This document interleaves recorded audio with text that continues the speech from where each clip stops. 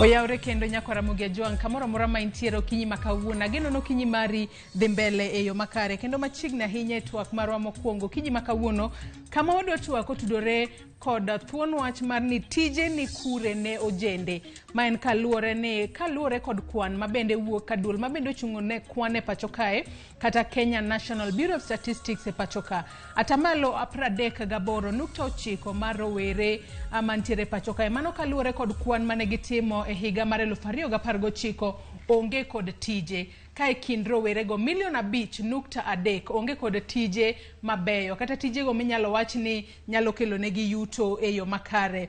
Kopogore kod mano kaluore kod kwano nogo mabende wuok ka Kenya National Bureau of Statistics e pacho kae rowere madirom 100,800 wuok e kuondego mag tiegruok mag mbalariany higa ka higa kata isidho kondo higa ka higa kendo tok mano to koro gidonjo kata onego bed ni gidonjo e sekta mag tije e pacho kae kata kamano onge tije moromo manyalo konyo e rwako rowere go duto madirom 100,800 mawuok e kuonde tiegruok obed mago mag mbalariany obed mago mag kuonde mag tiegruok mag TVET manen kaluore kod nok mag tije mabende nitiere pacho kae mane momiyo nyako Ramogi Juang okinyi makawuono antiere kod Victor Ogalo en jalup jata tije maduong mabende ochung'ne wechego mag ohala ka duol ma ok mar piny owacho mano mar KEPSA Kenya Private Sector Association ka bende odiochieng' manyoro ne gisidho ayanga chenro mabende biro konyo e neno ni onya thuolo mathoth mag tije pacho kae kendo kaluore kod duolno mar KEPSA gigeto mar yawo thuolo mag tije maderom 5 milion e pacho kae mano kochopo higa mar 2027 mano biro konyo rowere e yo machalo nade to ere kaka gibiro miyo piny Kenya bedo kod thuolo mathoth mag tije e pacho kae machiegni ahinya Victor Ogalo kinyi makawuono e studio marwa. Erokamano. Ichiw nade? Achiw kara winjo ka nyangafu. Mana kaka sewacho odiochieng' manyoro ne osidho ayanga chenro mabende idendo kanyo ni Kenya Youth Employment Entrepreneurship Accelerator Program chenro mabende ne osidh kanyo kod jalup jatend piny Kenya mano Rigathi Gachagua ka bende Rigathi Gachagua nowacho kanyo ni chenro makamano geto mar yawo thuolo mag tije madirom 1 milion e pacho kae ka bende un korka koru KEPSA wacho ni uparo mar loso thuolo mag tije madirom 5 milion mano koromo higa mar 2027. Nyako Ramogi Juang maneno wa okinyi makawuono nyalo bedo ni penjore kata ji ne penjore e mbui kata sache mabende ne wachwalo posters magwa ni chenro makama en chenro mageto timango ahinya mano mar Kenya Youth Employment Entrepreneurship Accelerator Program. Erokamano Joyce. Tije to nitie to bende gionge. Tije nitie to kendo gionge kaluore gi kaka wasebedo ka watayo economy marwa niendi aina ji ung'iyo ga ni white collar jobs gine tije tije mag office mibedo kata to pero ni savi chai mkati moro mowirni e bathi kanyo endi not necessarily mago tije machon nikech mentality mwasebedo godo makata kwa dhi school to nonyiswa ni someni vijana mwisho mtafanya nini mwisho mtapata kazi bora. Koro aparo ni gino ingane en wer mwa ohero kwa tindo to rikaniendi gi jok ma hotelo no matin mano endi gima ne giwero to kendo ne gineno ni tich en tij office ka koro bedo ka ine office moro to kama piny ochomo mbele ka endi in fact from higa mar 2015 kit tije odhi kopogore. Abro lero kanyo kaka kit tije odhi kopogore omiyo kata mana school mwadhi training mwatimo ne nyithindo onengo bedni neno ni to tije aina mage mwadhi bedo godo mbele kaendi nikech higa mabiro higni 8 mabiro tije madhi wuok in 2030 pok ong'egi sani endi pok ochak kata losgi but gine magi dhi bedo tije ma ji timo sechego endi. Koro mokwongo agombo ni ka in nyathi madhi e school ma in kwan mar ji 100,000 mawuok giendi kik ininde badi kata kik ininde iti ni gik misomo ka ni tich midhi timo mano idhi bedo frustrated ahinya. Inyalo bedo ni somo engineering to nyalo dhi yudi kata mana kenech kitiyo osiptal. Mantiere ni po nono weche mag somo nyalo lokore, ji nyalo bedo ni ok icham sombi, gimisomo no opogore kod gima koro ibiro timo ngimani mapile ka pile. Aneno ka frustrate ji mang'eny nikech itieko skul, ichako applications mag tije, imanyo tije maluwore gi gima nisomo.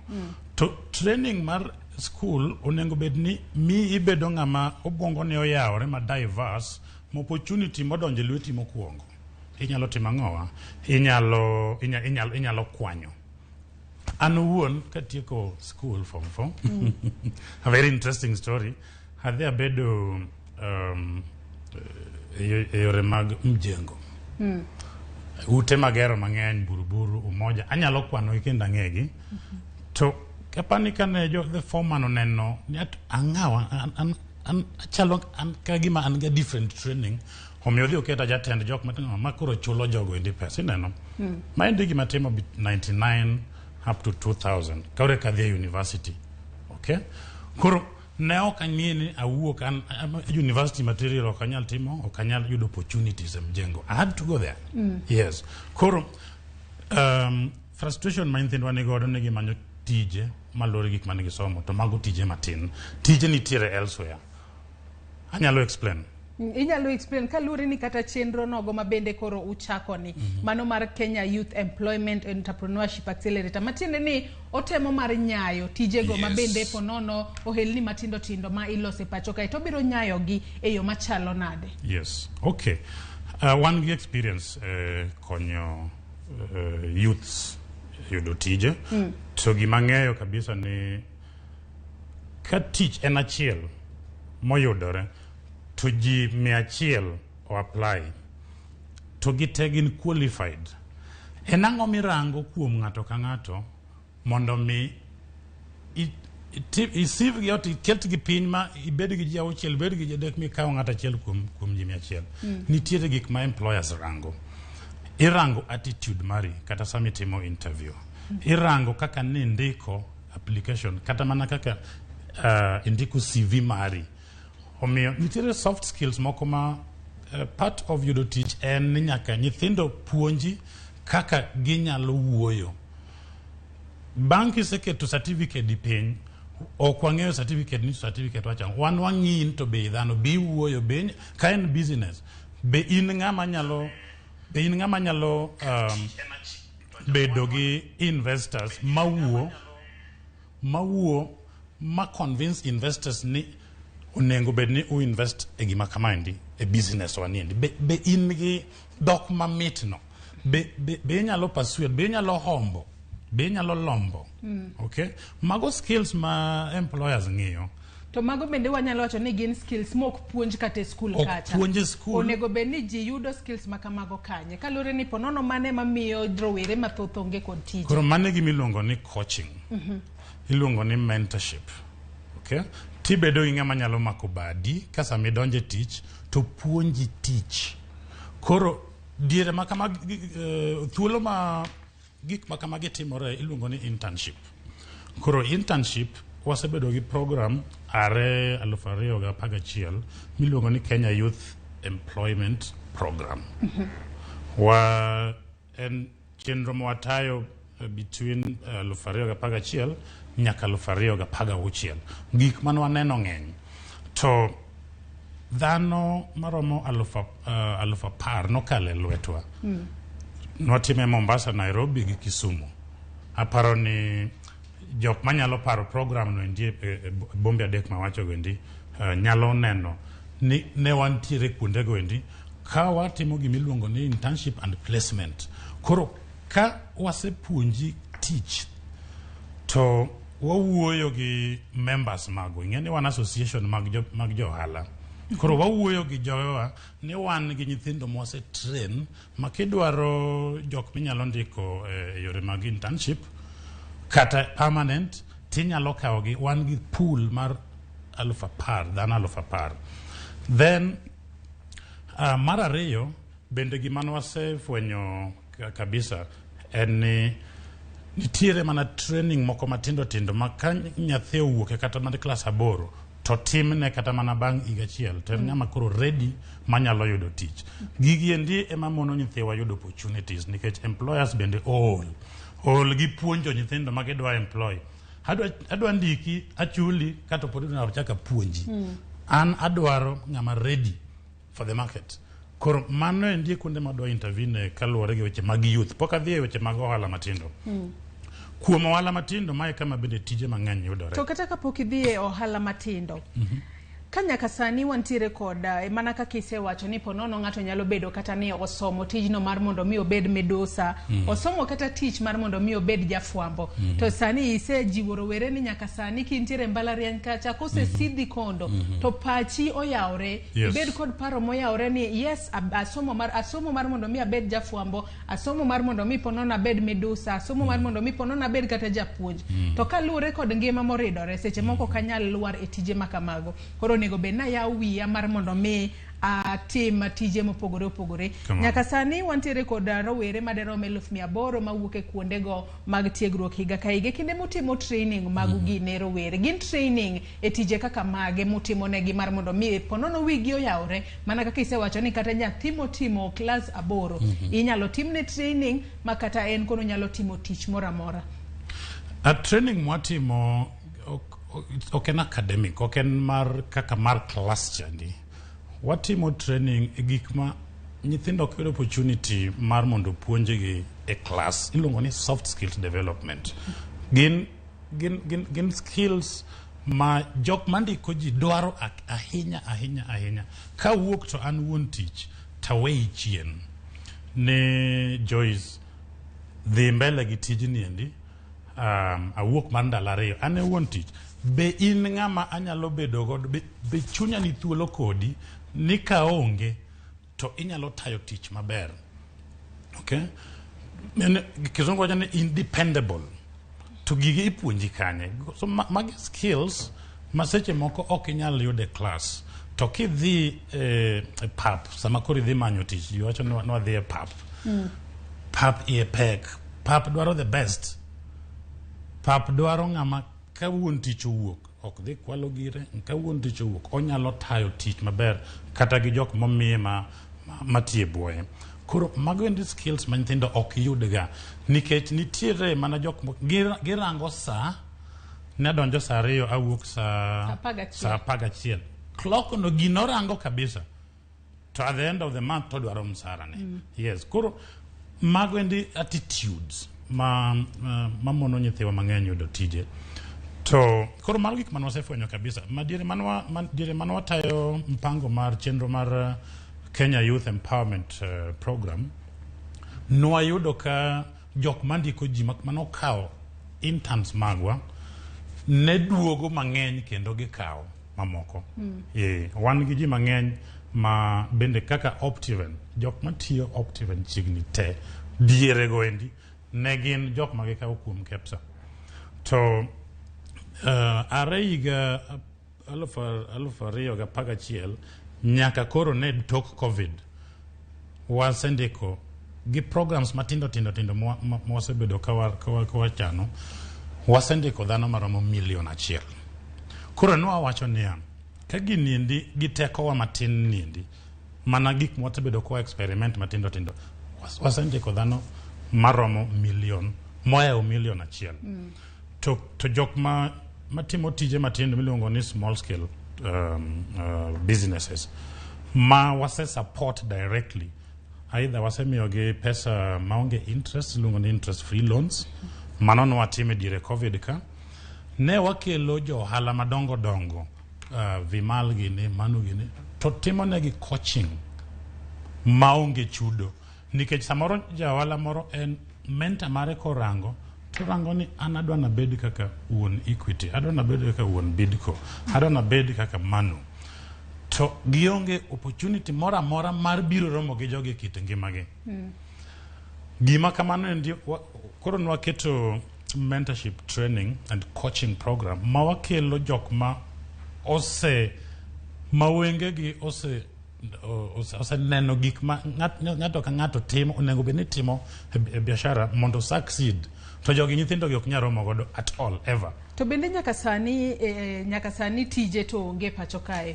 Kendo kalure koda kaka jalup jatenda piny Kenya Rigathi Gachagua ne loso odiochieng' manyoro mane kinde ma bende ne osidho ayanga chenro mano mar konyo rowere matindo ahinya mar mondo mi onya tijego ma bende kata oelni matindo tindo ma bende ginyalo chako e pacho kae. Wawinjane kaka jalup jatenda piny Kenya Rigathi Gachagua ne loso odiochieng' manyoro kotudore kata kinde ma bende ne osidho ayanga chenro makamano mar konyo rowere e yudo tije e pacho kae.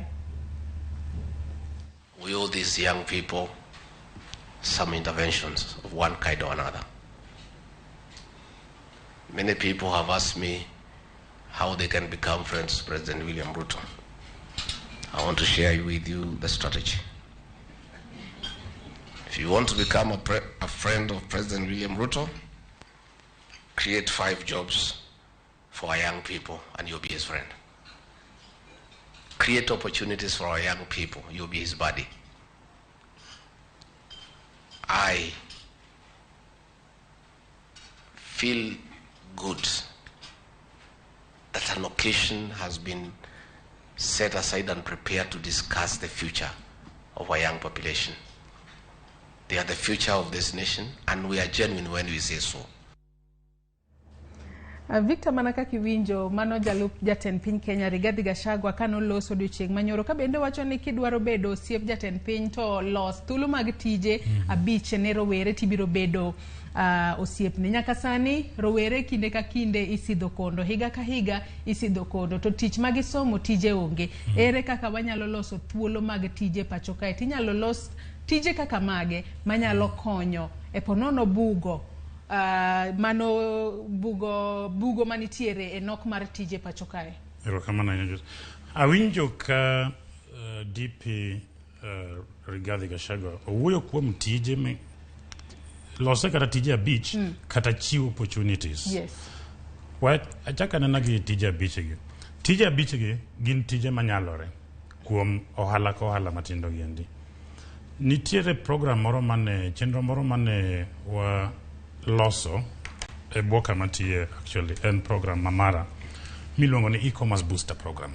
Samane COVID owuok mager niendi makoro tije ni loro to ji bende riembe tije iloro biashara to ji bende riembe tije no achako gimiluongo ni e-commerce booster program nikech nitiere ohelni ma gin mondo iusi ng'ato nyaka bi direct mang'iew gino endi, to ere kaka pod inyalo timo tich ma kama endi ka olor ne ji ok nyalo wuotho madhi kata mana supermarket kata mana achako gimiluongo ni e-commerce booster program ma implement bang' dweche 6 to results maneno lich. Results duong 2,600 ohendni mane wa train kinde mar dweche 6 kaka ginyalo golo gik mage uso kuwuok e duknigi mondo dhi e duka miluongo ni electronic shops.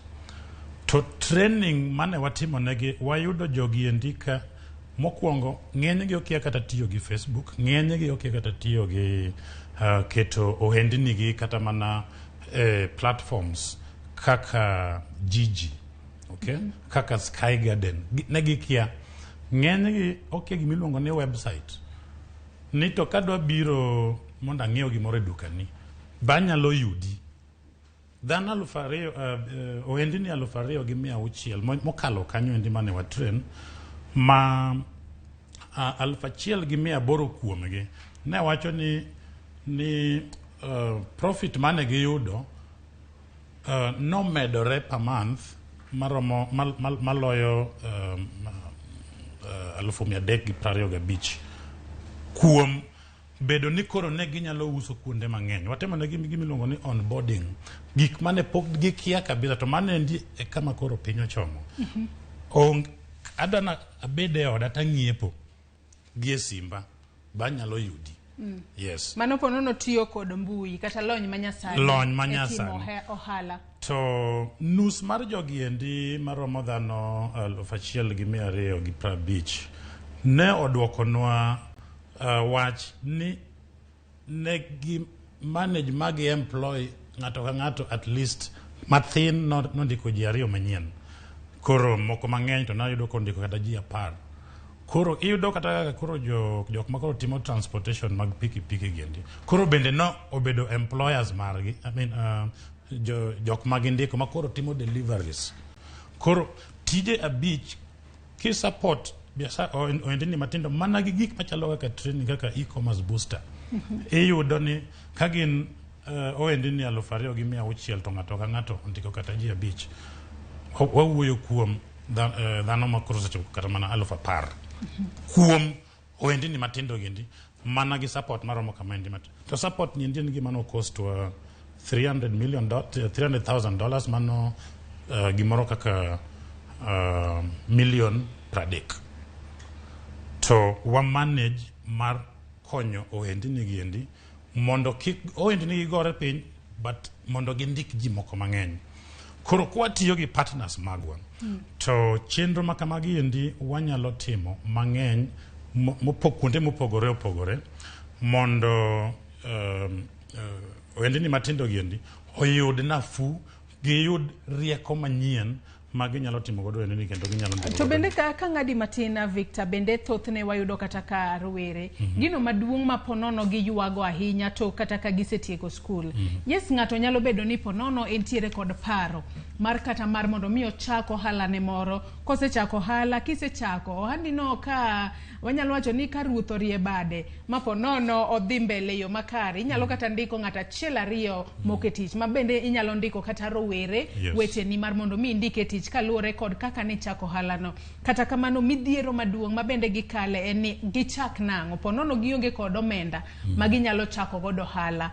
Kato bed ni en ohala mora mora ma ponono ng'ama rawera maneno asani kaluwore kod nok mar tije entiere kod paro na dwa chako ohala mara ta chak nada abiro yudo pesa kanye mar mondo mi achak godo ohala ni mondo dhi mbele yo makare. Chako ohala ok en gima dichiew tichako ohala.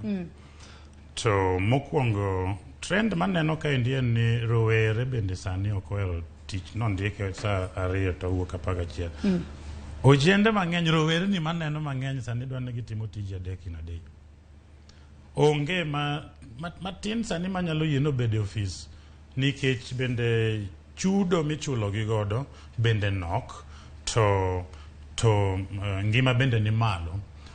To gima wach mar adek en ni wan gi rowere madwaro ni mondo dongruok margi obed so fast mapiyo waning'en nwang'iyo ni ikomi mos gidwani ka giwuok kato gisechopo ka giomoka chon kabisa.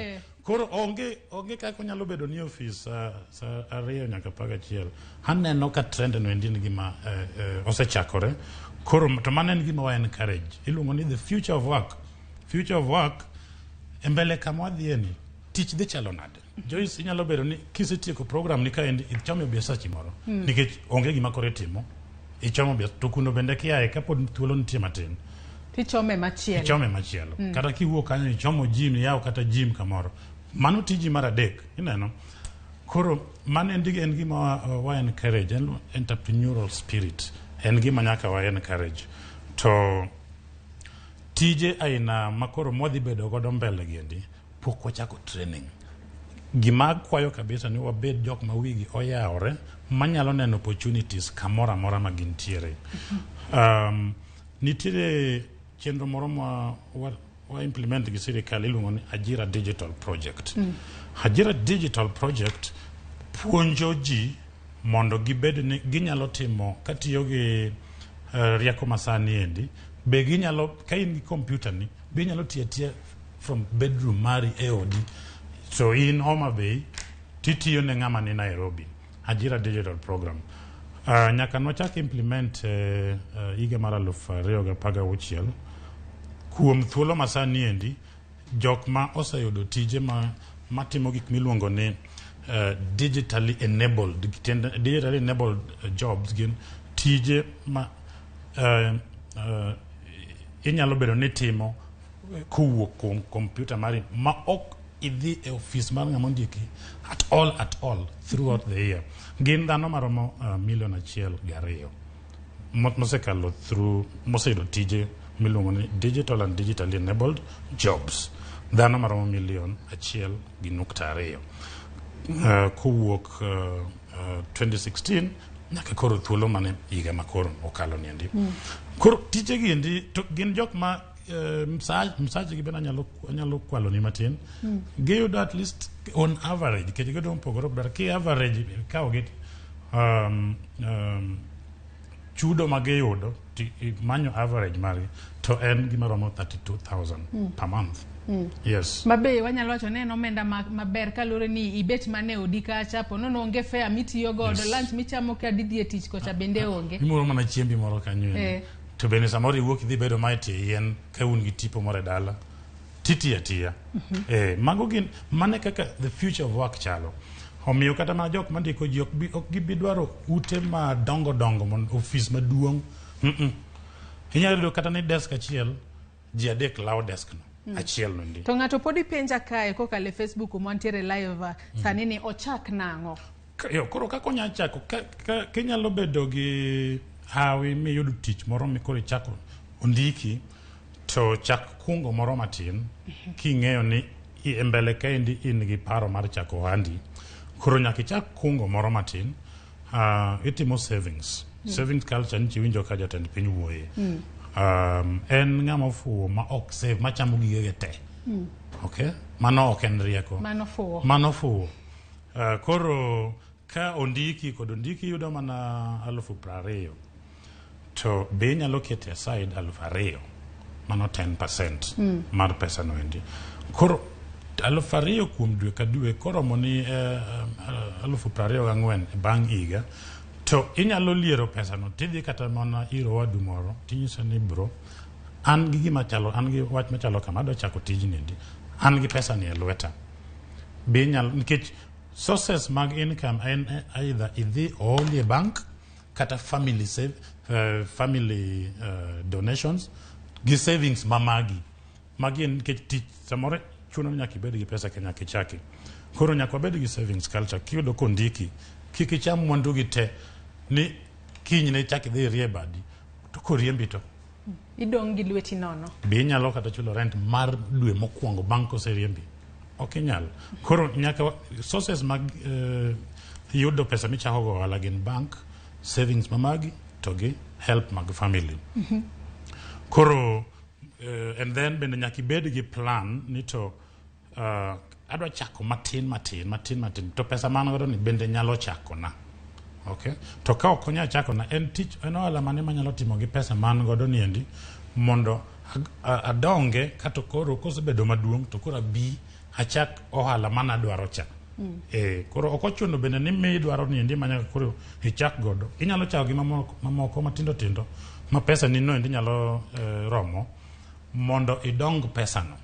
Koro ka i-convert oduoge gima ne dwaro timo. To Victor mana kaka bende isewacho ni rowere masani gin rowere ma ponono kata kochako hala kata ponono kondike kacha teno dwaro ni odongre mapiyo mana kaka itiyo kod ni wachno ni moka piyo gidwaro ni ogio moka piyo mar mondo mi kata koneno nyawadgi moro ponono ose omoka piyo nyiewo nyamburko ne moro nyiewo kata ode moro ponono nitiere ohelni moko ma ginyalo chako manyalo miyo gio moka piyo kaka rowere ohero ni gik madhi mana mapiyo makata ponono kisebedo kikungo pesa ni kacha kata kiwacho ni idhi e family mari kacha mar mondo mi kwa hola kata kitiyo kod bengi kalure kod pesa mintiere godo bende nitiere ohelni ma ponono wanyalo wacho ni gin ohelni manyalo timo mapiyo gigo ma rowere ohero sani. Kain gi hawe kata kuko hala kata tije kain gi hawe to seche moko sulu olwar e lweti to ok olwar ne ji te omiyo wek rango wadu kineno ka wadu nindo gotieno to dhode osiko we nono to kwale kikitem kikiwe mari inyalo chiewi yudo pap inyalo chiewi yudo ka pap modong' e odi. Koro wawe rango neighbors wa ji jukore dongo ji jukore omiyo sani inyalo bedo kiwinja sani to pod in kata mana ng'ama ni e secondary to inyalo tieko miyud tich moro maber masuri rware lweti mipo kikalo kama Victor nitiere sani dongo ji jukore to ji ng'ado yore mopogore opogore to nitiere kit tije moko to gitin kabisa ma bende kolware lweti taparo ni inyalo moka piyo to sana tich manyalo miyo moka piyo gin en ohala o timo ohala ok andika midhi office timo ohala makin gi pesa ni matin ti dhi waro gigi moko China dhi waro gigi moko Turkey seche moko itimo consultancies samoro ina graphic designer samoro ina software engineer idhi gero ne ng'ato timo package moro ma koro ginyalo tiyo godo to iyudo kichuli gini endi pesa ma balang kabisa to trainings moko mabiro mbele kendi kaka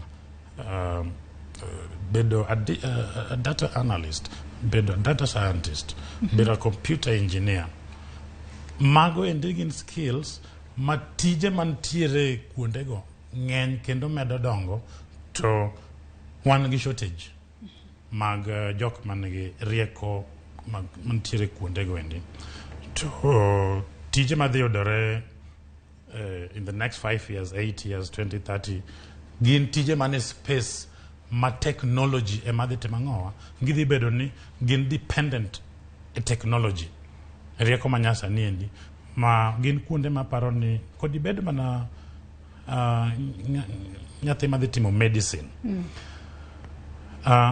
medical analysts idwaro okay kore nyalo bedo ni timo medicine but idwaro bedo an information specialist yo mar thieth okay gin gik madhi dwarore kabisa to gin tije ma nikech gin wan gi shortage iyudo kichulo gi pesa mang'eny koro kidwa omoka to manyane na skills there's some publications moko wuok Geneva mowuok World Economic Forum rangane into the future of work chalo nade mondo yawi kimanyo training midwa timo publications go ndino chako wuok higa mar 2015 to giyawo wich kabisa gimi nyaka ni to gin nembni adi mag tije madhi wuok e space niendi mapoko chako bedo trend to dhi dwarore to Kenya kaendi kawadwa timo gik makoro jatend piny na wacho no timo mondo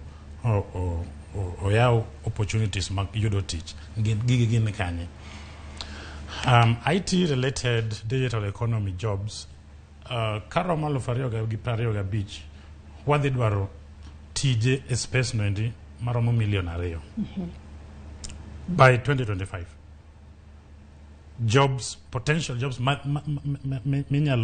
wanyalo create kanyo endi gin 2 million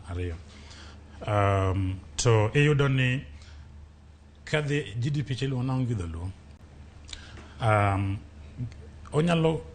onyalo kelo dongruok ne uchumi maromo $100 million $100 okay manyalo wuok e IT related digital economy matene ni mago kore tije ma rowere masani onego bed ni paro ka giluwo sector no kabisa tije go waneno gi ni gidhi dwarore ka nikech mokwongo e piny mangima aparo ni wan gi nyithindo ma IT sector marwa osedongo kendo kirango kata mana cost marwa ni piny ne South Africa by 50% ni piny ne UK by 70% tiende ni jo investors madwaro biro kaendi mondo chak tije e Kenya kaendi madhi dwaro skills giendi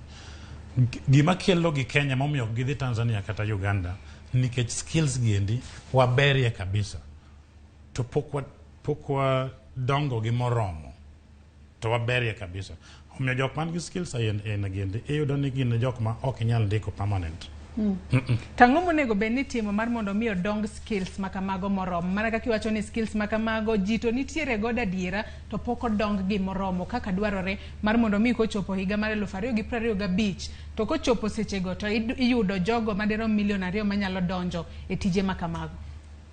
Koro nyaka wa create opportunities madhi ywayo skills giendi. Okay? Nyaka wa create those opportunities madhi ywayo skills gi. To bende wanyalo train gi maka jo South Africa dwaroge to kawogi mana gi ka. Ka Rwanda dwaroge, sana Rwanda nigi ji mang'eny magindiko mowuok e Kenya man gi skill sets giendi. Okay?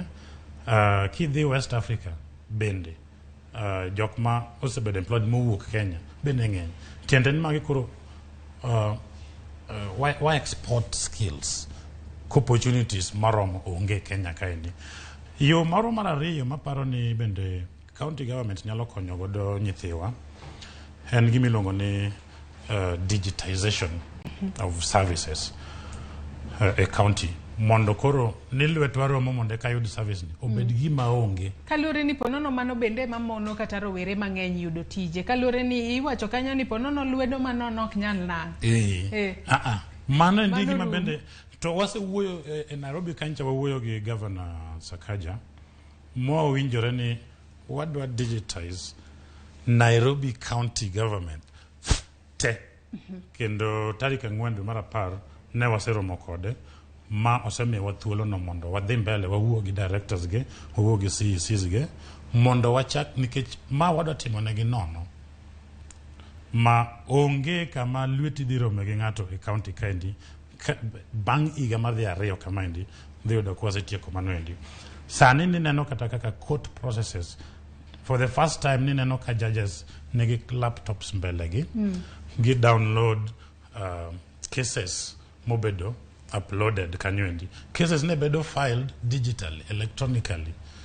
To ng'eni ma endi en gima ne ok nyatimore kata higa 2013 mane wan gi Chief Justice Mutunga. Wachako nene kaendi gimaraga. To digitization of courts en gima wasetimo. Mano tich ma wasetimo ne court. Omiyo sani ni neno ka gin able to handle cases digitally, electronically. Inyalo bedo ni in Masabit to case ni Nairobi kaendi. Tinyalo winji ka in Masabit kuno endi. To court to timore Nairobi. Kore mano endi digitization of the judiciary en gima wadhi godo mbele. To sandiko nyithindo maromo 153,000. Yes. Nyoro kane wa launch program manna winjo ka jalup jatend piny wuoyo endi. Ne wakelo jok ma iluongo ni beneficiaries mosekale lwetwa mose konyo achiel kuom gi na japuonj moweyo puonj to biro chako timo watrain kaka onyalo digitize court records. Donge no weyo puonj koro en achiel kuom wandiko makonyo courts with digitization. Koro eneno kano timo training education to sani koro gimotimo neno kuma opportunity maber ne udugo wuoke. Exactly. Koro kuom mano kende iyudo ka 153,000 young people ma wasendiko mana gi that one intervention. Yes. Koro kwanyalo timo endi magi endi ne counties te to mago immediate job opportunities. Okay. Then savings madhi timore madhi yudore counties giendi. Nikech mibadhi dok piny services medo bedo inyayo services. Koro iyudo ni counties bende bedo gi savings maginyalo loso godo chirni, ginyalo keto godo 24-hour markets, village markets e town dewa manitire counties wa. To mano bende miyo ni medo wa thuolo mar timo ohala. Ok ni koromo sa 11 tibeno. To mano koro isetieko tiji ma bende nitiere mar odiochieng'. To bende odiochieng' manyoro bende jatend migawo ma bende chung' ne wechego mag tuke pacho kae mano rowere kaachiel kod tuke pacho kae Babu na Mwamba en bende noloso odiochieng' manyoro kotudore kod chenro no mar jiwo rowere e sekta no mar tije kalore ni ka bende no wacho kanyo ni ber ka bende itiyo kod talanta ma ponono rowere nitiere godo mar mondo mi gitigo de yo makare ponono gi yaw thuolo mopogore mag tiji. Wawinjane kaka Babu na Mwamba to noloso odiochieng' manyoro. They do not want tokenism. They don't want handouts. They don't want parochial approaches. They want substance. They want sustainability. They want continuity. And that is why I have so much faith with the program we are launching here today. Going beyond the parochial, going beyond tokenism. We want to work with Peter here at Safaricom to see how the Skiza platform can be a platform to unleash the potential of our young artists. And as we upload the creativity of our young people on the Skiza platform, we should be able to see how our young people can earn more from the Skiza platform. We want to engage the Communications Authority of Kenya to see how they can collect more from media platforms where the creativity of our young people is played out, how that can be transformed, can be turned into sustainable revenue and income for our artists. Mano kanyo Ababu na Mwamba ka beneno loso kotudore koda kaka rowere nyalo tiyo kod talanta margi mar mondo migi yud yuto makare. Otiyo kanyo kod ranyisi mag jomoko maponono nyalo bedo jower ka mabende nyalo yo makare mabende ginyalo tiyo kod talanta margi mar mondo migi yud yuto makare. Kata kamano rowere masani wang'oni nitiere talanta mopogore opogore e pacho ka nyaka sani bende lai manyien mar somo mano mar CBC bende chano mara konyo mar mondo mie kinde mabende nyathi dongo ponono ofwenyo gino mobere ema obiro timo kata ngimane mambele kata ngimane mabiro. Ere kaka rowere masani ponono ka intiere kod talanta mari, ere kaka inyalo loko talanta no iwe bede mich kacha, iwe bede were ma intiere godo mar mondo mi iloke okelni yuto mapile ka pile kata ponono nyalo konyi e dongo tich mora mora midwaro. Wan gi sector milongo ni the creative sector. To Africa wan gi organization milongo ni Afrexim Bank. Man gi aparo ni gin gi $500 million magi konyo godo talent development e Africa. To opportunities gin nyithindo nyalo yudo nango. Koro mane penje ere kaka inyalo yudo opportunities makamago. Koro opportunities ginde nyalo yudore kaluwore gi the creative sector kagi biro kanyakla nikech Afrexim Bank kata gi mana gi $500 million magi nyayo godo the creative sector ok inyal dhi kendi nikech mokwongo samoro be ikia kata timo application. To kubedo association mar the creative sector to unyalo approach Afrexim Bank as a society of creatives to unyalo yudo hola kendo unyalo yudo jok matrenu nono to hola ni bende unyalo yudo interest free ma ka en gima iduoko to ok ochuno ni nyaka uduoke kata gi pesa mang'eny. Seche moko inyalo yudo kaka grant, seche moko inyalo yudo kaka affordable loan. To pesa no nitiere Afrexim Bank bengi ma Africa ma support nyithiwa ma Africa $500 million nitiere.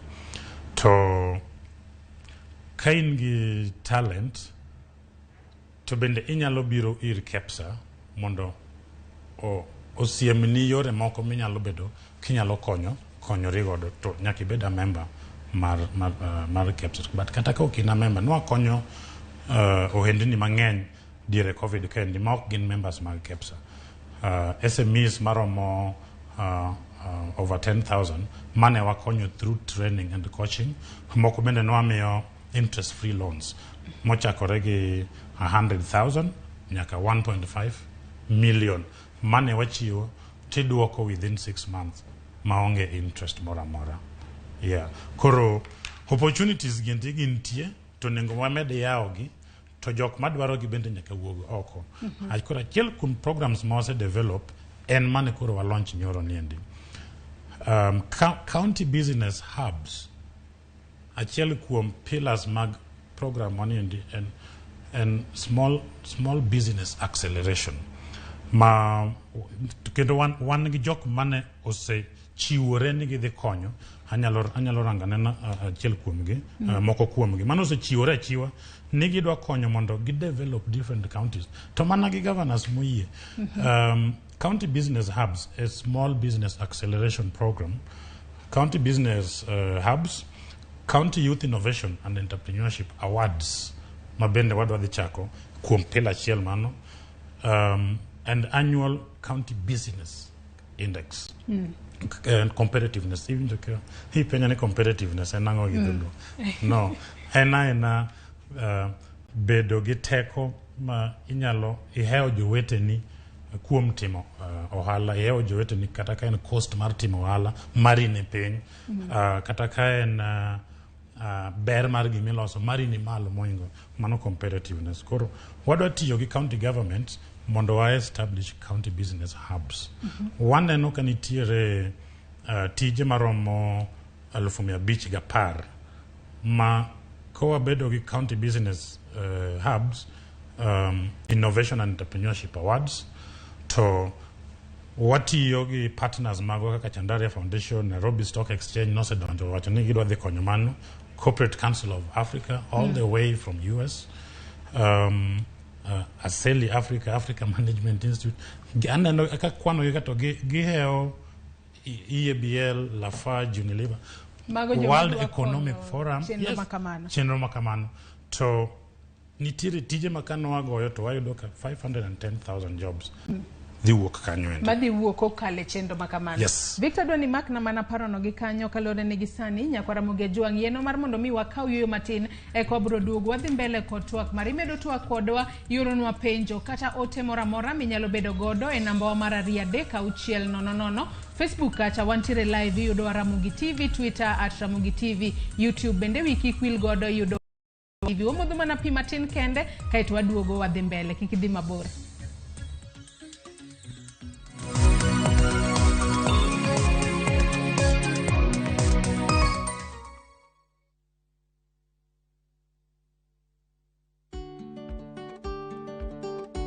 Ng'eyo makare kaka pien dendi chalo en gino mowinjore kendo makare minyalo timo ne pien dendi.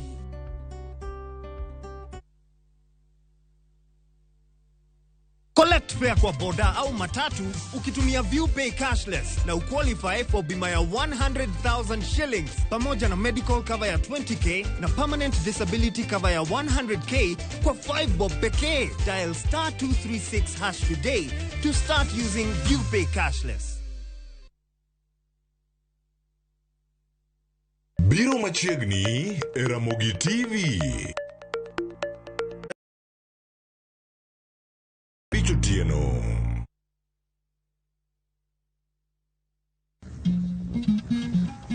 Oganda en kitgi. Joluo bende wan gi kitwa. Wakelo ni luo kitwa gi timbewa. E chenro mar 111. Ngeso ka ngeso, saa 1:45 mar otieno, gira bala kwasi wad gira jabu.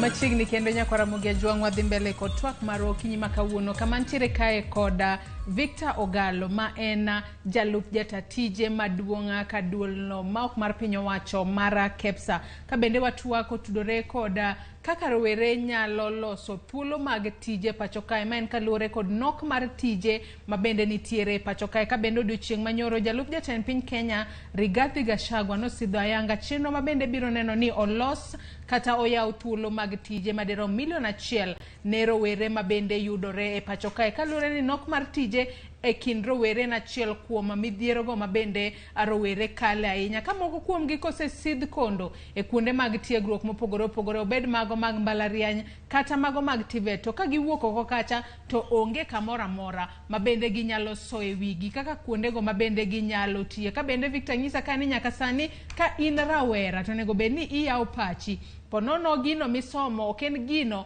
kata okibiro yudo tich e sekta makamano. Miyo rowere duto yauru pachu mar mondo mi ibed thuolo mar yudo tich mora mora manyalo kelo ni yuto e yo makare. Bende anyisi nyakwara Ramogi Juang ni nyalo tudri kodwa ichwalonwa ote mari kata penjo mora mora kokalo yorowa mag tudruok kama bende wantiere live okinyi makawuono. Ka bende kasomo moko kuom ote mabende aneno ka joneno magwa oronwa okinyi makawuono. Abiro mana somo ote matin ahinya. Anyango mako piyo jagogo Katuma wacho ni en bende odwaro tich, en kure. Mana kaka iwinjo Victor Kai osejiwo rowere ni gisani onego bed ni yawo pachi mar mondo mi ibedo koda thuolo mar yudo tich moro amora ma bende nyalo bedo e pacho kae. Betha Onyango wacho ni maka ne gin siasa, ng'ato ka ng'ato ong'i mana ngimane, onge yo moro amora. Odhiambo Minda ja WMN wacho ni oneno makare ka bende owacho ni omor kod tich, kata kamano owacho ni wamiyo gi jip makare ahinya kotudore kod wechego mag tich. Eric Geda bende wacho ni oneno wayo makare kendo winjo maler. En wuoda Sumbi ka bende wacho kanyo ni wuoda Sumbi kendo pachiler in wuoda Sumbi. Eric Geda richal no ng'ei makare. Ka bende ote machielo bende Martin Waweru Gidhinji Japala bende wacho ni ji odoge puodho joka ma kaluwore kod nok mag tije e pacho kae. Nyakore moge jom podi medo tudri kodwa mana kaka senyisi. Namba mar ote machuok mar 2-3-600 oyaw kacha. Facebook wantere live yudo Ramogi TV, Twitter @Ramogi TV. Kan bende nyalo tudri koda e Facebook page mara ma Joyce Oduor, Twitter handle @Joyce Oduor _ Kawa dhi mbele ko twak marwa Victor. Nyaka sani ere kaka sirikal ma pacho kae. Kalure ni sirikal ma pacho kae kinde ka kinde giwacho ni uchumi ma pacho kae rach, gino mabende ponono omiyo nok mar tije omedore ahinya pacho kae. Ere kaka sirikal ma pacho kae ponono nyalo loso lwasi makare manyalo konyo e nyayo kata dongo ohelni matindo tindo mabende ponono chakore pacho kae kata madhi mbele pacho kae. Loso lwasi mano environment, yes. Business environment. Mano business environment. Lwasi mar timo ohala makare. Okay. Lwasi mar timo ohala makare to animjo ka ji ywak kendo en gima adieri ne uchumi oidho ahinya. To uchumi oidho, aparo ni en gima onego bed ni wanono tiende matut ahinya ni to ang'o ma nie pach ji sama giwacho ni uchumi oidho. To higa ka higa wawinjo ni uchumi nodongo gi kiasi makama 6%, 7%. To kiwinjo ofuku ni okinene account ni ofuku pod inyore. Yeah, ofuku to pod inyore. Tiende ni gik ma ji dwaro mondo tim godo tich kod bed mana transport kod obed energy bechigi ni malo. And then gimachielo bende en ni kidhi dwaro licenses midwari go mondo itim tich mondo higa achiel idwari gi licenses mang'eny kabisa, to bechgi bende ni malo. To kidwaro service kata mana county government to bende seche moko yudo ni wan gi culture moro mar ni nyaka lwetu rom gi ng'ato eka konyi. Koro yudo ka gini en gima ose keto miyo chuny jodolore kabisa makoro onge ng'ama dwa dhi timo biashara nikech oneno achak timo gini to kare sirikal ema chama to jogiendi bende chama, adong' nono to an matiyo everyday kuom higa ka higa. Koro yudo ka ji chunygi dolore e chako ohala.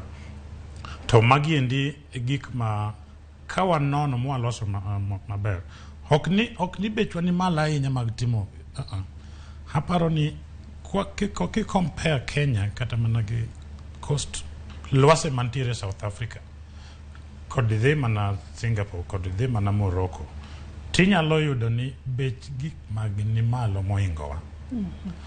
To gin gi better services. Okay, gin gi like Egypt, cost mar energy in Egypt ni piny kabisa. Emomiyo leather industry margi watu dhoki chenno kanetho blue leather wa waste mana e pap to aneno kamaendi to wa import ni ma obedo made in Egypt, ma obedo made in Italy, ma wuok Turkey. To wan gi those opportunities kaendi. Ang'o ma mono wachako leather cluster counties mantiere northern Kenya nikech kuondege ma jamni nitie. Ang'o ma mono wa tiyo gi counties goendi mondo wachak a leather cluster. Leather cluster kirango iga ka in gi nyathi madhi school ai dhi ng'iyo ne wacha dichiel in aiya kata diriyo nyathi school to wan gi koro inyalo yudo ka ing'iyo nyithindo 4,000,000 madwaro school shoes every year primary kama gin gik mo import te. We used to have butter parents and in India. Office mo matine maneno Limuru kaindi. Negidar. To jolweny ma wan go the boots mag army, air force, navy. Ogo logika. No import nyaka gigiendi. To mage jolweny jo. Angoma mono wachako a serious leather cluster. Machakos Garissa. Mondo mi kise chako mano to nitie services mamoko mabiro, banks biro, transporters biro, auxiliary services moko mabende biro mana nikech ichako mano endi mabende biro yaw thuolo mag tije. Ang'o mono wadhi Mombasa nikech wa import palm oil, wa import wheat. Ang'o mono wadhi Mombasa to watim gimiluongo ni agro processing. Magi samo gisedonjo to gibedo nwa raw materials. Ok ni gidhi nwa chamo gi direct. Gibedo nwa raw materials more process e Mombasa kanyo ndi kama gidonje no. To koro wa export DRC e thuolo mar East Africa Community, wa import wa export na Uganda. To koro medo value. Pareni value marwa mag agricultural products ma wa uso e pinje maoko en mana 16% e momed value kende. Uganda timo 34%. Tanzania ohewa. To iyudo ni kwa nyalo mana keto value mar agro processing kata mana gi hata malo pra beach. Okay? To kanyo ndi wane gi tije maromo 115,000. Madhi wuok mana e Mombasa port from agro processing. Okay? Kuro tije gintie to bwanyalo tiyo gi governor ma Mombasa mondo wachak gima chalo kamano. Okay? Kuro asenyisi kuom leather construction kata kirango. Watimo construction mang'eny. To wa import iron and steel.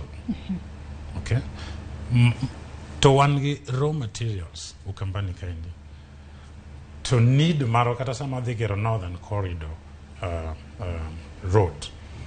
Wadhi dwaro a lot of steel mitiyo godo e gedo. To podwa import steel gi iron to wan gi those raw materials kaindi. Be en gima wanyalo timo kata gi governor ma Kweni to wamanyo investors to chako gino endi ma kawa loso mang'eny moingo dwachwa to wanyalo export pinje mag East Africa, wanyalo export to other African countries. Koro mago gin opportunities maneno clearly kanitie to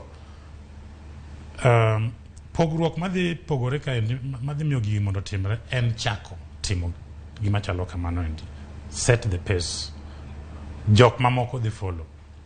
Koro county business hubs manyisi giendi wadwa mondo through the county business hubs wayua ohendni matindo maromo 200,000 mondo obed coached through these hubs. To innovation and entrepreneurship awards bende wamede godo. Koro kwa neni ka in tiji lera ahinya, in more innovative to wabedo ga award scheme ma recognize talents aina goendi, rieko aina goendi. To wakelo jok ma mi kata mana medo jiwo talent ni, that innovation. And then county competitiveness industry. Wadwan mondo counties wa OPM gi PM dongruok, gi PM keto lwasi maber mag ohala. To obrutimo na assessment mondo wa rank gi ni to ere county maber time ohala moingo wadgi, mane man malo, mane moywa boto. To ok ni kaka ywa boto no wasiemo wanyiso man no magi ma podo negi losi. Mane kama na nyisi ni 510,000 jobs nyalo wuoke bangi gachiel kuom mano kende. Koket chenro go yo makare. Yes. To wadhi tiyo kodgi. Wan gi investors moseyie partner kodwa. Akwano ni mokapar. to then digitization of county processes. Wachako gi Nairobi County. Intiere Nairobi boma ka ibo neno gima timore. Yudo tije ponono biro bedo kata mayot. Mana kaka isewacho ka pod wantiere wechego mag ponono tiyo koda alony manyasani. Neno ni rowere yudo tije. Rowere mantiere pacho ka bende gisetiyo koda mbui e yo makare mar mondo mi giyud thuolo mag tije. Kalure ni nyaka sani wacho ni tiyo e mbui ber. To bende ging'eyo kako nego bed ni gitiyo kod mbui kata lony manyasani e yudo tije. Kalure ni nyaka sani bende kalure koda chenro mabende ne usidho yango odiochieng' manyoro bende udwaro mar mondo mi ponono udonga digital economy kata mano chenro mag ohelni mitime yor mbui kata tije mitime yor mbui. Anyisi ni digital economy waneno tije maromo milion 2 koromo higa mar 2025. Gintie waneno gi kendo gintie nikech waseneno gi judiciary. Useneno mbele. Waseneno gi kendo wasetimo moke judiciary kaendi. Nyithindo maromo 153,000 mwasendiko. Kuat kao county ka county. In the next 1 year, wawacho ni wakonyo counties maromo kata 20 to digitize. Gidhi replicate gik mwanene judiciary ka. Okay? Koro kwan go kigoyo gi nikech waneno kuonde ma tije dhi medore. Kendo waneno kuonde ma counties dhi time savings madhi miyo mondo ger kuonde mag ohala ne ji mang'eny. To sama ma osetimore, ng'ato mochako ohande bende nyaka ndike ng'ato. Yes. To gigi te ok ni gin tije mag white collar job midhi bedo ne office mok matin negi. Kidhi e pinje machalo kata kaka Warabuni, idhi kata mana Turkey. Kidonjo kanyo tipenjo to business ohandi enang ok ni timo tich mane. Ohandi enango. Koro gin mentality margi en ni mondo dhano ka dhano nego bede ni ohala matimo. Yes. Mane kaka gibedo trend. Ok gibedo trend ni mondo dhi ondiki gi. Midhi office kacha tibet chakro kinya ka godhiambo. The future of jobs wacho ni nyathi madhi chako tich. Kata mana sani endi ok dwar a permanent job mobedo ni office. Odwaro gik miluongo ni gigs. Okay? Wan gig economy madwa dongore kabisa. Gig otimo ma. To platform mane minyalo yude jogi endi kata maginya yude gigs endi. Market platforms more develop. Market platforms makata makunde magintiere to wa partner kodgi to wa encourage nyithindo mondo otim ang'o o register kodgi ma ka ng'ato post tich tinyalo nene e platform nendi. Okay? Gin platforms mang'eny ma through the Ajira Digital Project wasekonyo godo rowere ni matindo mang'eny sani ndi makoro yudo tije manyisi ni on average msara magi yudo en about 32,000 on average. Koro nyithindo nyaka yawa pachgi computer nyalo afford kain gi internet bende wa encourage mondo county government or provide free internet spaces, public spaces kata kaka Uhuru Park. To kata kadhi Homa Bay to dhi kata mana Kisumu kuonde ma ji bede those public spaces mang'ato nyalo beta kacha to tiyo yo makare tiyo gi mbui. Ng'ato bendo nyisa e Facebook ka ni ji odoge puodho jokama puodho to ere kaka ji nyalo dok e yo makare ahinya to rowere masani kalore ni ng'ato kosesomo maponono sidhe kondo ong'e ni en midusa ponono en ng'at mosidh kondo kaka midusa mokwongo e gweng'gi to koro wacho ni anto weche gi mag puodho to kanyal kalure koda weche kaka kalure kod somba. Puodho is a must. Onge gima chieng' moro inyalo chiewo ni kawuono to kadwa chiemo. Puodho is a must. Chiemo is a must. Omiyo en sector ayie gi ng'ano kabisa. Emano sector mok inyalo wacho ni biro bedo disrupted ni koro there comes a future ma koro wanyalo wacho ni ji tindo we chiemo koro chiemo ji nyaka chiem omiyo puodho bende nyaka ji dhiye. To puodho ok en mar ji te. To kendo gi kaka wapuro. Problem maseche moko wan godo en wan gi parcels moko matindo iluongo ni non-economical parcels. Then gik ma wapidho gik ma kwere wan opidho. E lo achiel no ndi. To pok wawene kata lo thuolo mondo onya kendo mondo kata onind ma ok opure kata mar bang' higni ariyo nikech mano e lo ma in godo. Koro jok machalo kamago endi iyudo ni wa encourage mondo gibed gi affordable fertilizer to bende gibed gi extension specialists manyalo nyise ni lopi ni to konengi pidhe oduma.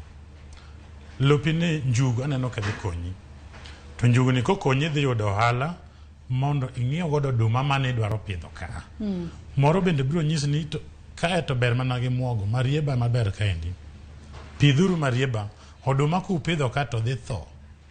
Unyalo ng'iewo oduma ka buoch to exchange gi marieba. Okay? Pod in mana go oduma no. Nikech iketo lopi ni into correct use. Mago endi koro e support makoro dwarore mondo ok ni kineno ni ng'awa dwa pidho oduma kucha chendo odumbe no dhi maber, ibe koro ichako pidho oduma to lopu to pogore, mari nigi achia mare to ber manyalo nyayo oduma to ibe ikasore yakasa no oduma manyaka ipidh ka. Koro kosetho to chunyi bende koro gore wacho ni awera gi puodha wadhi achak riembo gik ma no. Rowere ma pod nigi teko ok ochuno ni ji te nyaka riemb peng. Un gi lo maninda higa ka higa to in idhi kasori e center nudhi go mbaka ni dwari no to tekre to pod nitiere mama and opportunity. In fact, one of the opportunities ma haparo ni rowere ni godo en tekruok magin godo ma kaka ik gi medo dhi mbele to be kaka teko ni medo dhi piny ma karawera ok okawo thuolo mutiyo gi tekre ne maber e wach mar pur ka indala to un gi lo to mos iboyudo ka teko ni odhi piny kendo idonjo gi milongo ni abject poverty. Koro en gima di mondo a encourage ahinya rowere ka indala kiwinja to kirango dala u kanyo tineno ka un gi lo dhi teme puro lobno. Bede uru gi association moro munyalo dhi ng'iewo godo fertilizer ma beche ni piny. Bede uru nunyalo luongo extension farmer specialist manyalo biro advice u samo winjore gi keto fertilizer, samo winjore gi komo, kako winjore ido. Mago ende gin koro kwa e pur kende bende wan gi ywagruok mang'eny mag 30% mag chambwa mawuok e puodho kethore nikech storage bende waonge godo storage malong'o, storage facilities. Koro kigole puodho to by the handling kind is a lose 30% of it.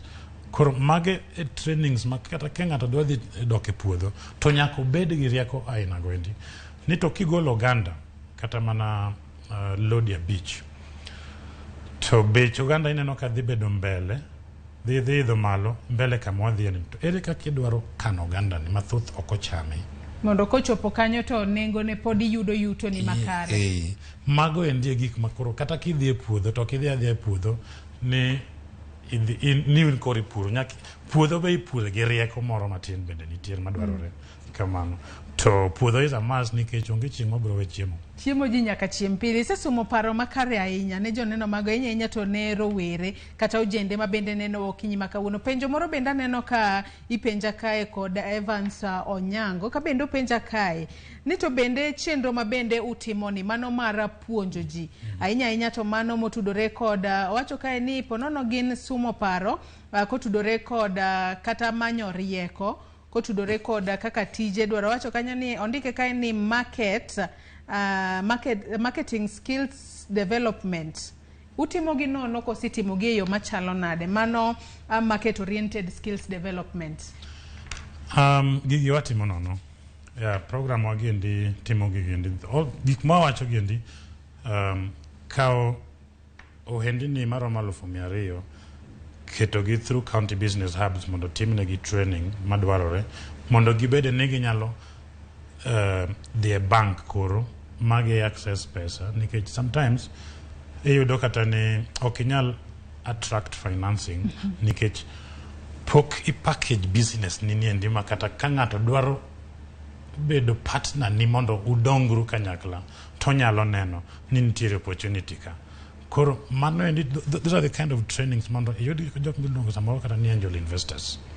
Jok ma samoro biro keto mana pesa to ng'iewo shares e biashachi noendi koro udonguru kanyakla ere kaka inyalo keto biashachi noendi mayua jok man gi pesa mamanyo opportunities magidwa invest mago trainings maparo ni wadhi timo and then policy wise bende wasundo sirikal mondo kete pesa gimiluongo ne credit guarantee scheme maendi en chenro ma aparo ni waseyuak ne sirikal kuom higni mang'eny. Aparo ni credit guarantee scheme nwachako wuoye e higa mar 2012 to higni 2 mokalo eka koro ne waneno tim ka koro ne President Uhuru administration mar Uhuru oyawo credit guarantee scheme but en gi pesa matin.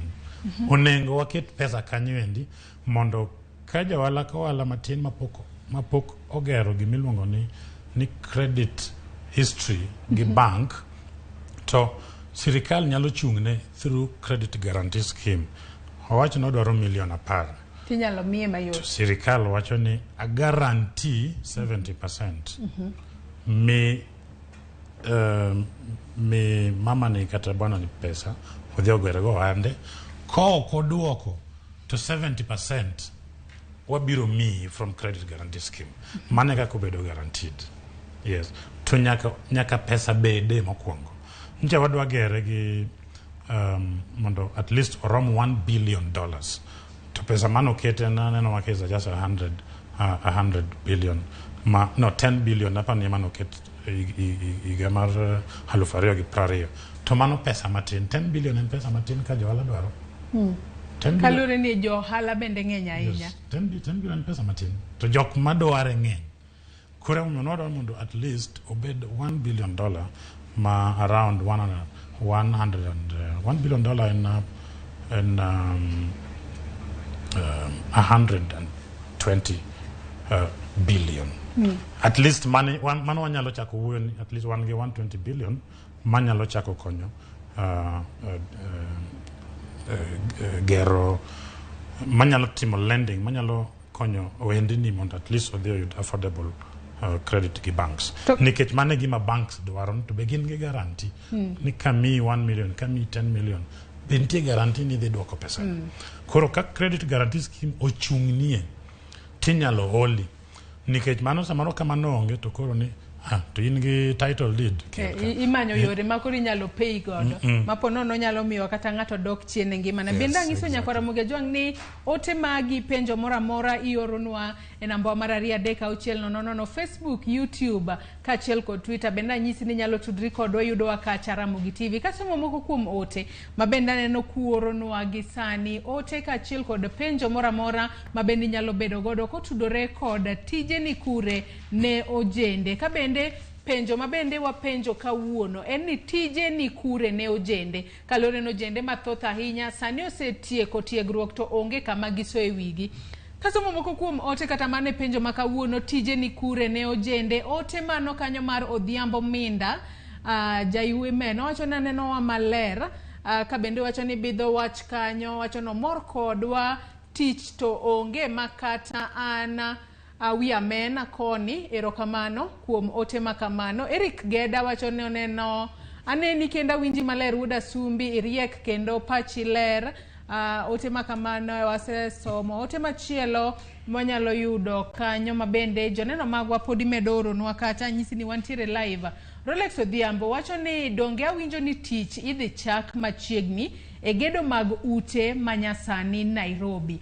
Mano bende nyalo konyo konyo rowere oyud tije yo makare. Erokamano ahinya Rolex Odhiambo kuom ote makamano. Honorable Engineer Martin Odhiambo wacho neno chenro maler ka en Nairobi umoja inako katwak berndi but wakwayo ni chenro makamano be okele Nyanza koni. Kata kamane winjo kaka Victor Ogalo wacho ni gisechaka yanga chenro mabende gibiro bedo godo kanyayo dongruok mar ohelni michako kata ohelni maderoma 1,100 mabende ichako e buo chenro no mar County Business Hub. Eriko Keyo Kizito bende wacho ni medo choko usuru kod duoko chien timo hola majatend piny Kenya William Ruto chwalo buogo duoko chien yuto mar jojua kali mantiere bug jochok osuru mano pacha Eriko Keyo Kizito mabende orono kinyi makawuono ochieng' wacho ni tije opondo ok gidwa ni koyo kata chieng' ochamgi wach malich miwuora kendi koro sani koro tije opondo kanye kata kamano sesumno paro kama kare ni tije monego bed ni iparo higni mabiro mbele ahinya mago tudore kod mago mitimo e yor mbui. James Masinde Oduor wacho kanyo ni Morning Joyce Oduor kendo mos na jatelo no penj na jatelo no ni ya tije ma president dwaro kelo dhi wuok kanye to kazi mtaani president oseketho. Kinyalo mana duoko penjo makama kata inyalo mana ndike piny mar mondo mi bi iduoke kwa dhi mbele tije makamano biro wuok kanye to president oseketho kazi mtaani. Lewis Woda Wasiboda #rupiny thoth ojende dwaro white collar jobs not knowing ni pesa to chalre pesa to en pesa kato bed no ndiki apisi kato bed ni timo mjengo mari tekna ni kochopo giko mar odiochieng' kata giko mar dwe to iyudo pesa ni kanyo. Konyalo yudo ote machielo mabende joneno magwa podi medo oronwa imedo tudri kodwa. Eric Chogo wacho mana ni mana ka onge deo wang' to nono anona unemployment rate bado itaongezeka tu. Mano pach Eriko Chogo kawacho ni mana ka onge deo wang' kata kamano chenro sechak kete e yo makare. Jackie Nyarmodi wacho ni ondike kanyo gi dhongere I hope it will be ojende ma ojende kabende wacho ni par kanyo ni kazi kwa vijana mano wacho kanyo ni remember our leaders who claim to be vijana to kata kamano gin jogo mabende hikgi oniang' gisechopo higni 60 kadhi malo kata kamano wantiere kod geno ni tije makamago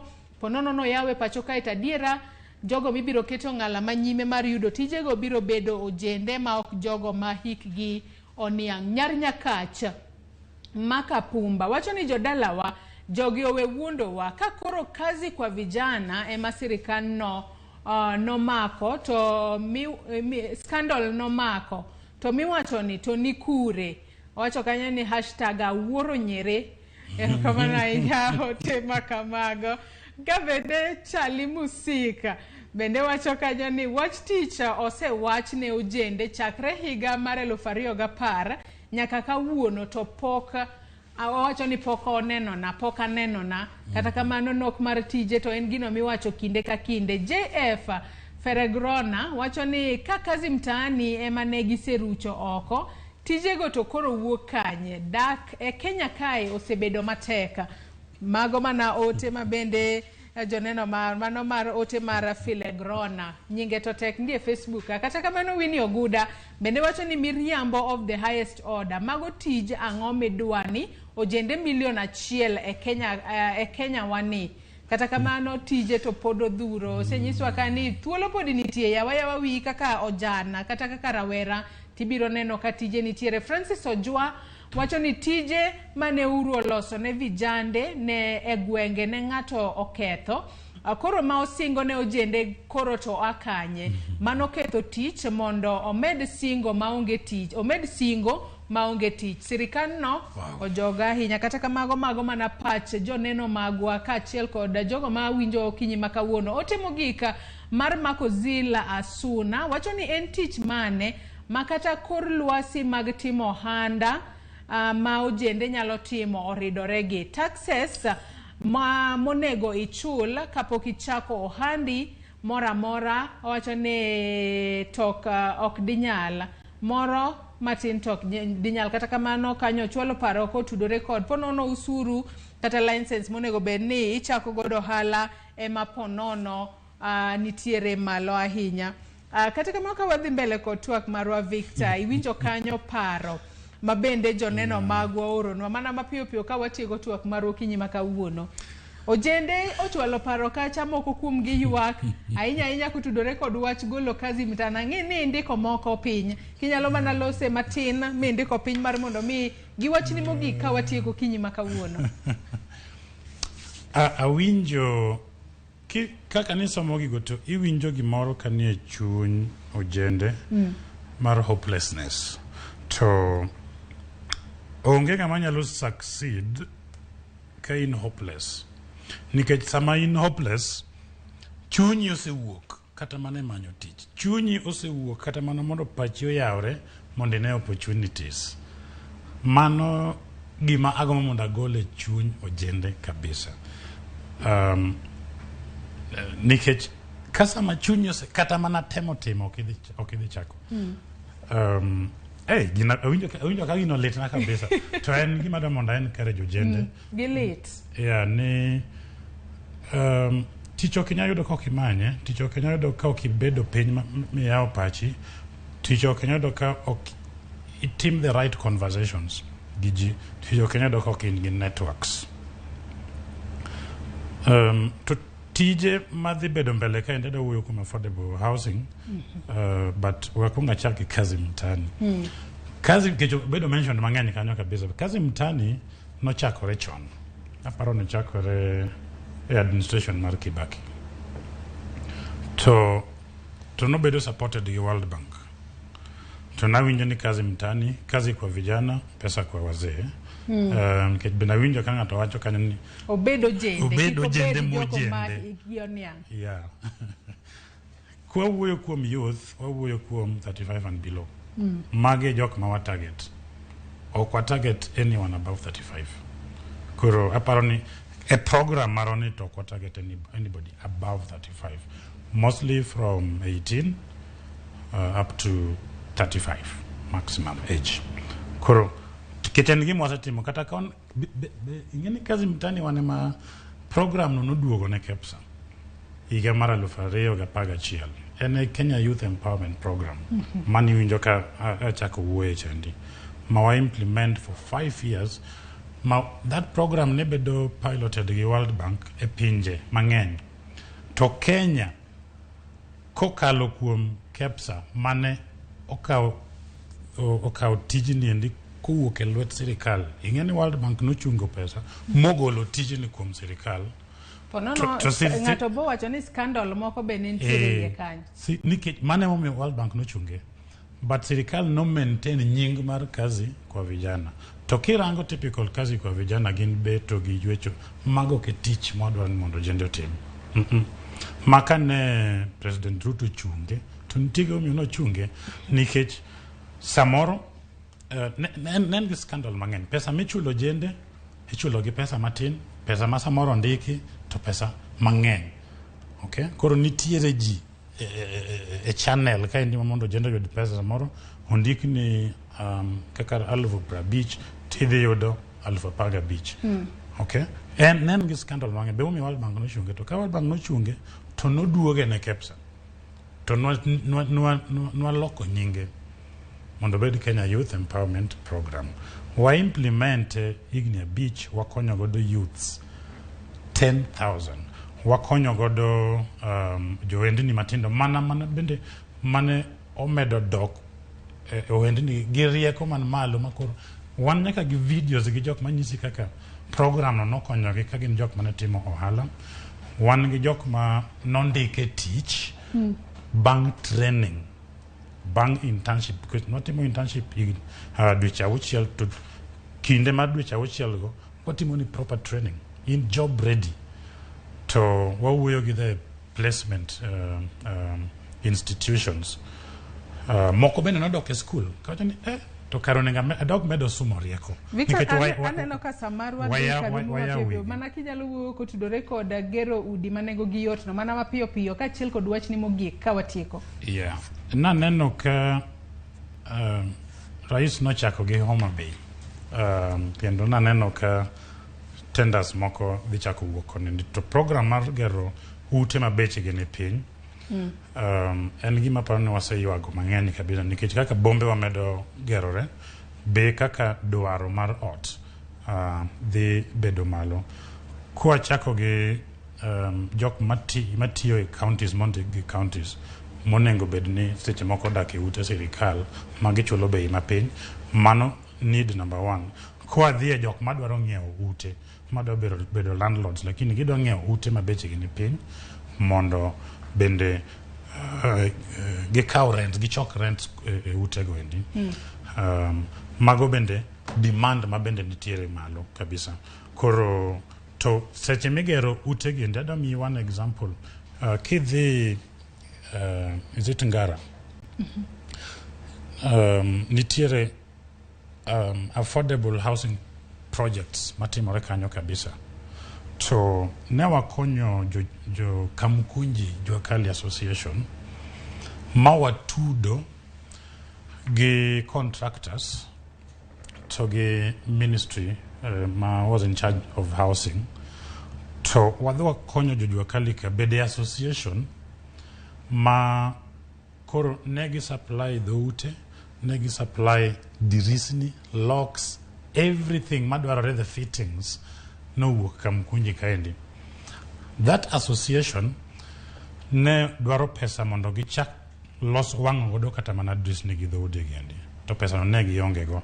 To ne gidhi e bank, gibedo registered, a very senior law firm more register gi ma through that association this legal firm no dhi okonyo gi ma giyudo million 510 ma giwang'o godo chumbni giendi ma gidhi gitero. They were part of affordable housing. Juakali kidhi Kamukunji en gima notimore kendo en an example mag ng'ata madwaro. Sa maneno ka ng'adowa mana mapiyo piyo kitieko nikech ng'ato bende ng'isa kae ni Zak Seise wacho ni piny tek Joyce ka sani kionge kata connection to kata tij mjengo ok de yudi. Ka Rogers Ochieng bende wacho ni kata mar kunyo cho ok de yudi. Mana ka watieko twak mar Okinyi ma kawuono, Victor, wach ni mogik e bwo nyiriri 30.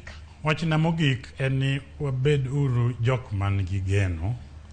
Geno en an opportunity manyaka ibed godo mokwongo nikech ka chunyi otho piyo to ok ibi kata wuok mondo idhi many tich. Sirikal mosani ma wantiere godo ni ma sirikal matiyo. Okay, waonge gimoro machielo. Kech awinjo ka ji apanen mana ga few days koro to waduto wachulo usuru. To usuru ni onego bed ni choponwa mtani counties wa.